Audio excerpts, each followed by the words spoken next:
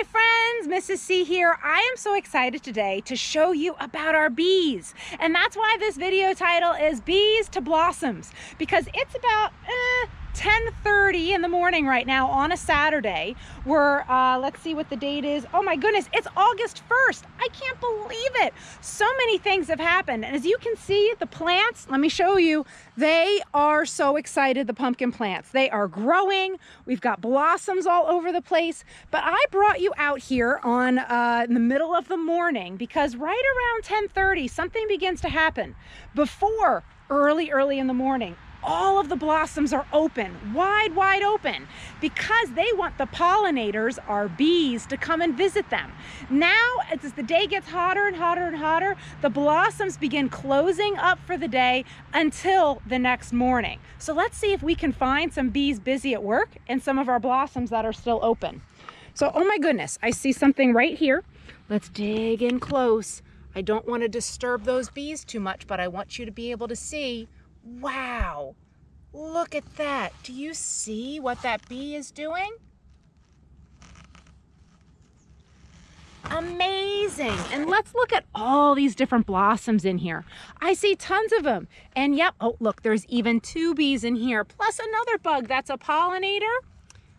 And you can see the blossom, it's not wide open, it's beginning to close. And you know what's silly? Sometimes when the blossom is closing, a bee gets stuck in there with for the day. They're not hurt though. They've got plenty of pollen. Oh my gosh, what's that gargantuan big green thing? Do you see that? It's a pumpkin. They're beginning to grow out here in these blossoms, and oh my goodness, there's a white pumpkin. Do you see that hidden away in there? So there's so many exciting things happening in our fields. Let's see if we can find another blossom. Oh, this one's really beginning to close up. Yeah, there's no pollinator in that one right now as that blossom's getting ready to go sleep for the day. But let's see if we can find some more that are open. Ooh, I see in here. Let's go all the way in. Oh, that's so cool. You see that bee in there? Oh, and there's another one right there. All over the place. Now, some of these blossoms you can see are beginning to even curl up.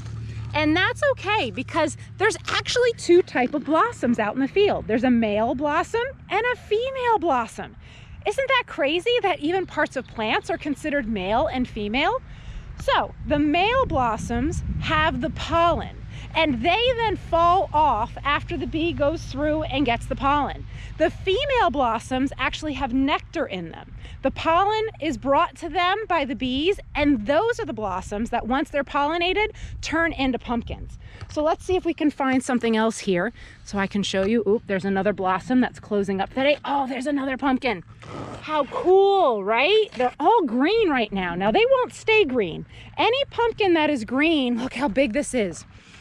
Any pumpkin that is green is going to turn orange in the next few weeks. Now, right here, my friends, is where the blossom used to be. There's a little bit left in it, and that is where the blossom fell off as it began turning into a pumpkin. So time and time again, blossom after blossom. Oh my gosh, I'm just so excited to see each one because they're gonna be turning into pumpkins. This one is closing up for the day as the time and the sun is in the sky.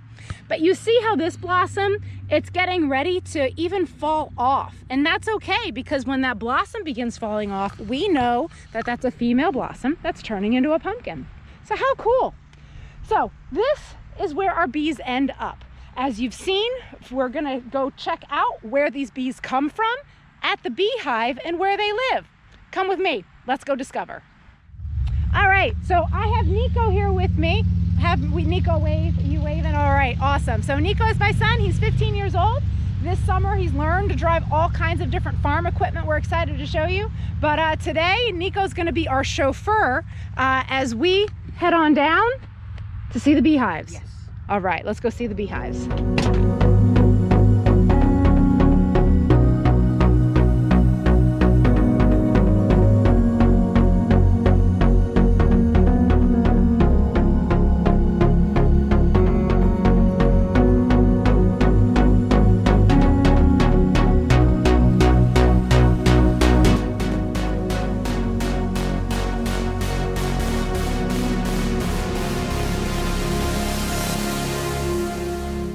All right, Nico's doing a good job driving. So here we are about halfway between the pumpkin field and then all the way down in the distance. Can you see them, my friends? Are those 3 white boxes, or towers of boxes, I should say.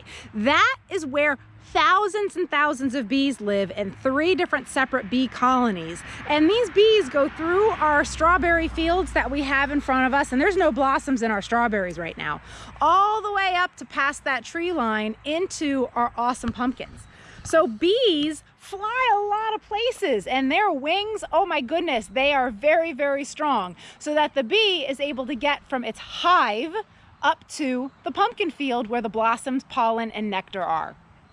Let's take the rest of the trip together. All right, Nico, start her up.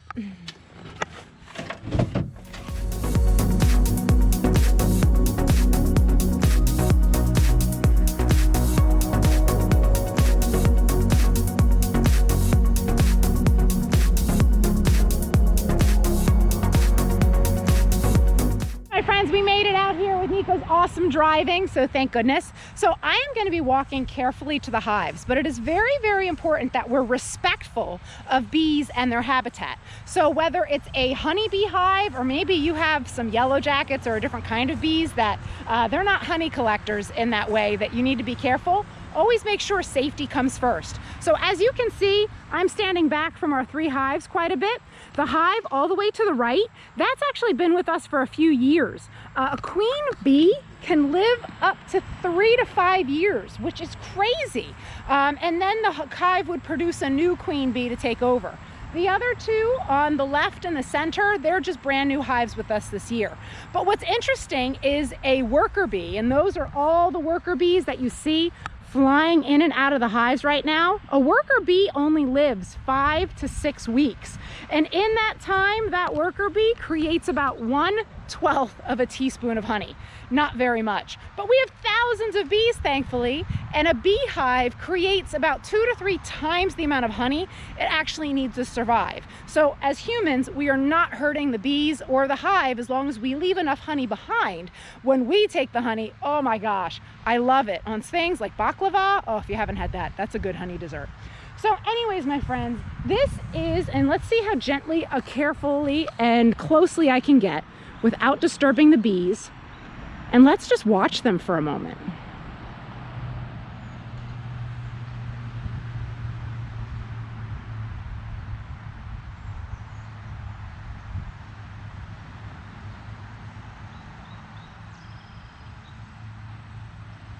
Do you see them flying in and out so fast? And how they collect around the hive? Now today, it's pretty nice out. I would say it's in the low 80 degrees. When it is in the 90s, oh my goodness, the bees come out of the hive because it's so hot in there, and they swarm around the hive. So it's amazing to see what they do. But without the bees and without our pollinators, we wouldn't have our gorgeous pumpkins. All right, my friends, there you have it. That's the bees here at the farm. So we're now quite a distance away from the hives over there. Nico and I very safely in our vehicle, and all of our plants in front of us, that we have our bees here and taking care of them. So that is the adventure of the pollinator, and I'll see you in the next video.